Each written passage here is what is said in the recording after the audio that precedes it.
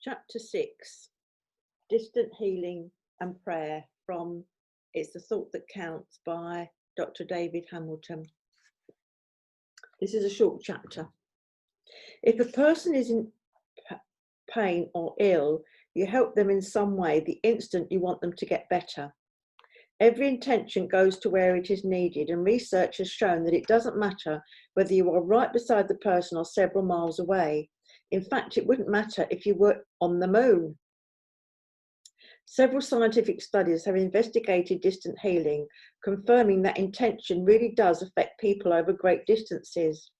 Typically, the experiments had several people in one place visualizing or mentally intending a change to happen in other people at a distance.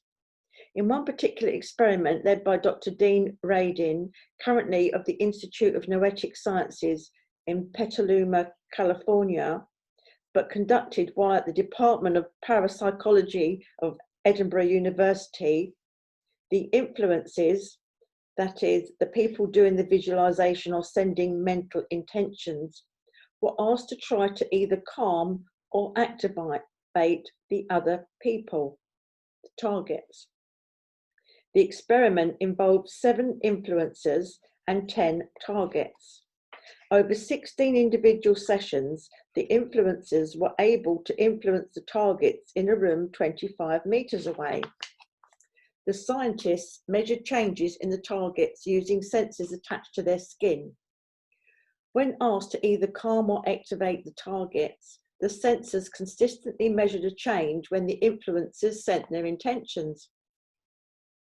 Other research has indicated that if the experiment had been conducted with a few centimeters or even kilometers separating the influencers and targets, the results would have been the same. Distance does not count in matters of the mind. A study involving 96 patients with hypertension reported that influencers could even reduce the blood pressure of targets.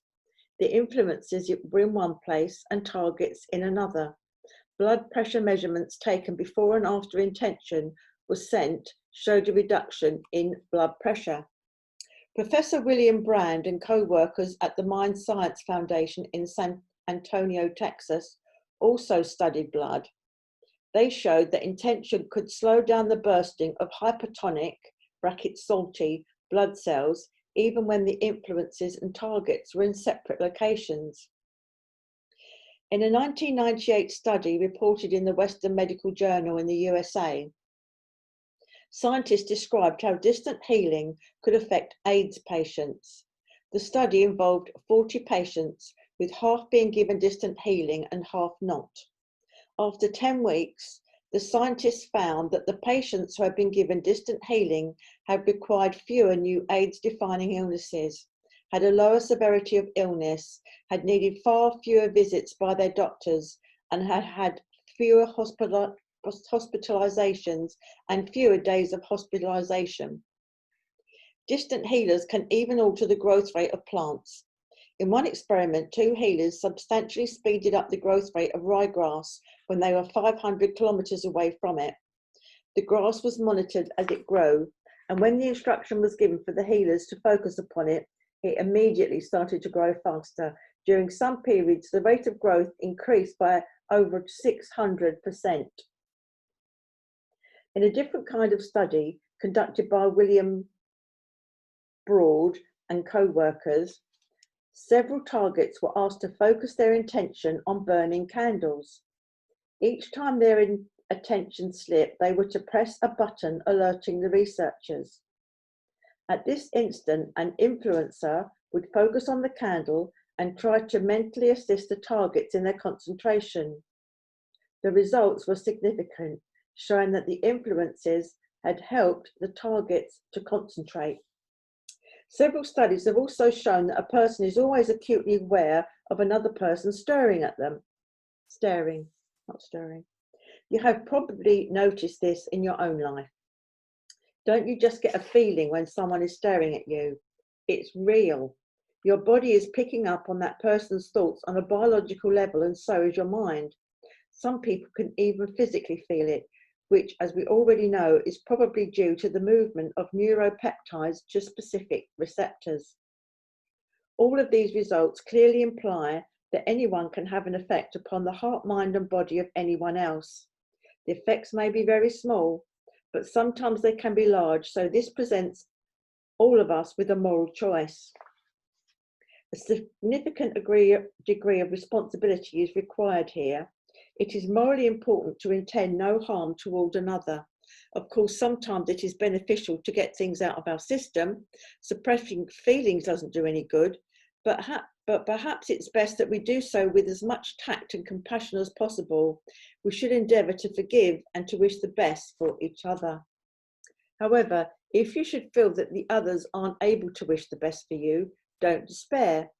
Studies have shown that we can easily block unwanted intentions.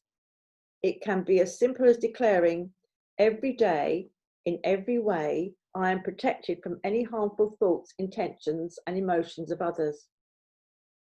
In one particular scientific experiment involving 32 targets, half were asked to shield themselves from the thoughts of the influences.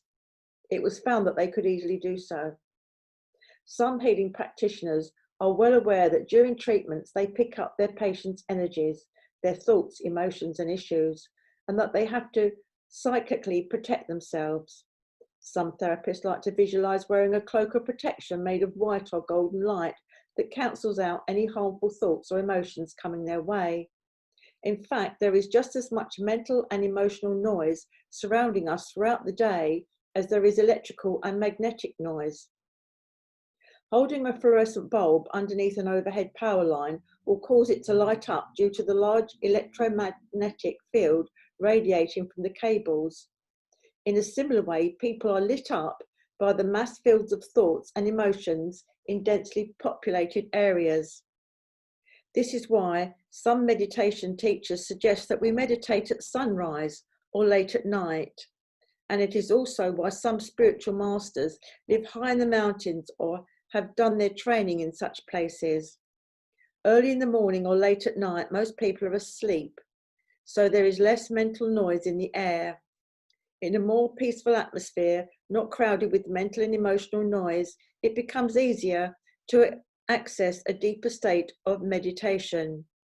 For the same reason, I wrote the bulk of this book between the hours of 11 p.m. and 4 a.m. If you climb high hills or mountains, you may even have noticed that the air is quieter and more peaceful the higher you climb and the further away you get from the mental and emotional noise at ground level.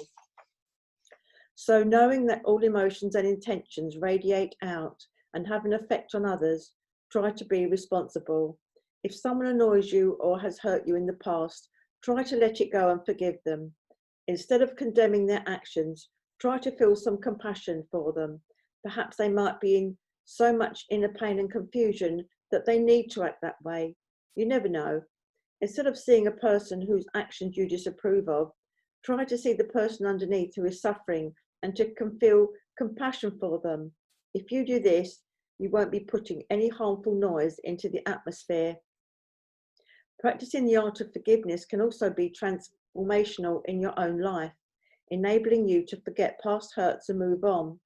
For instance, if someone has hurt you in the past, say a past partner, by going over the events in your mind, you generate negative emotions, which we know have a negative effect on our bodies. In addition, your focus on the past can prevent you from enjoying a healthy new relationship. Forgiveness helps you to let go and move on with your own life and also improves your mental and emotional well-being. Christ set an example when he said, "Forgive them, Father, as they know not what they do." As well as forgiving others, you can also pray for them. Prayers are very powerful because as well as intention, they bring faith in the Creator into play. Now he mentions prayer. One of the best known scientific studies of the power of prayer took place at the University of San Francisco School of Medicine between 82 and 83. During that time, 393 patients were admitted to the coronary care unit of the hospital and agreed to be involved in the prayer study. It was led by Randolph Bird, MD, and the results were published in the Southern Medical Journal in 1988. Normal medical treatment for all 393 patients took place as required, except that approximately half of them were prayed for by a group of Christians who were not in the hospital and half were not. The study showed that the overall severity of illness of the patients who were prayed for turned out to be much less than the patients who were not prayed for. The group that was prayed for needed less ventilatory assistance, fewer antibiotics and fewer diuretics than the patients who were not prayed for, and there was also less need for CPR. Please note that although Christians participated in this study, prayers from any religious groups are beneficial. In fact, a study took place in 1998 at Duke University Medical Center with 150 patients who underwent heart surgery. Again, half were prayed for and half not, but this time by different religious groups. It was found that the patients who were prayed for had fewer complications and their recovery rates were 50 to 100% faster than the patients who were not prayed for. These controlled studies and many others show that prayer really works, and I believe that science is only just scratching the surface of a larger phenomenon that depends on the persons or people doing the praying, the person or people receiving the prayer, who outside the study is praying, and even the circumstances of the prayer and the people involved in the research. Everything is connected, and so every thought counts.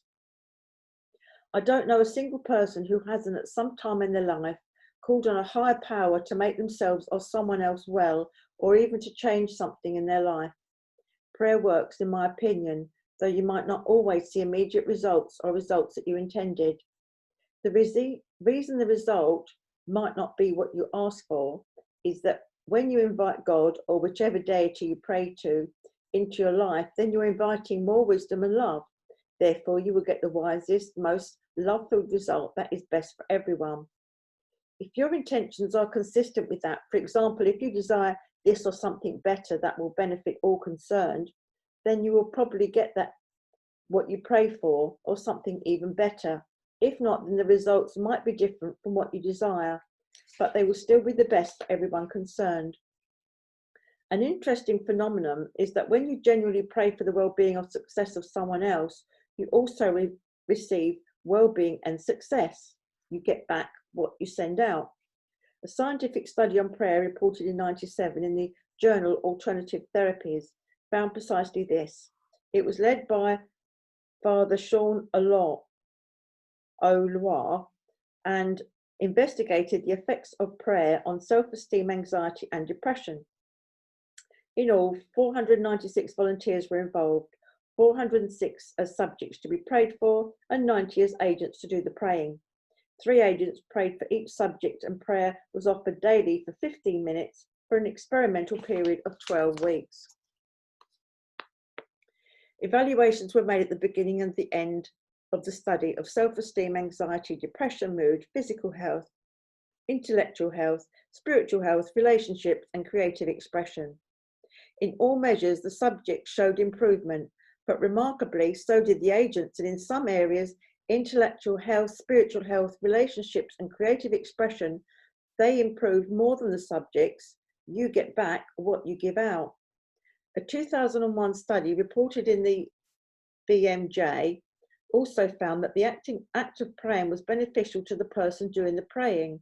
The research studied the effects of rosary prayer and yoga mantras on breathing and on the heart.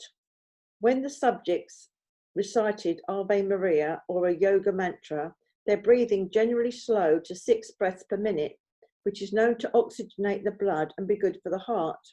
The prayer and mantras also smooth the rhythms of the heart. Many people use prayer not only to restore health, but also to change aspects of their life. Ancient Tibetan and Native American teachings, as well as those in the Dead Sea Scrolls, suggest that there are effective ways to pray and prayers that are not so effective. Some of these teachings are described in Greg Braden's book, The Isaiah Effect. An effective prayer is one where a person begins with a feeling of genuine gratitude for the current situation. Then they imagine what they desire, either while speaking to a deity or not, and vividly experience their desire being fulfilled. The feeling is key. Lastly, they give thanks for having had the opportunity to choose. One of the reasons why prayer works and why visualization and distant healing works is because everything in the universe is connected to everything else, as we will see in the following chapters.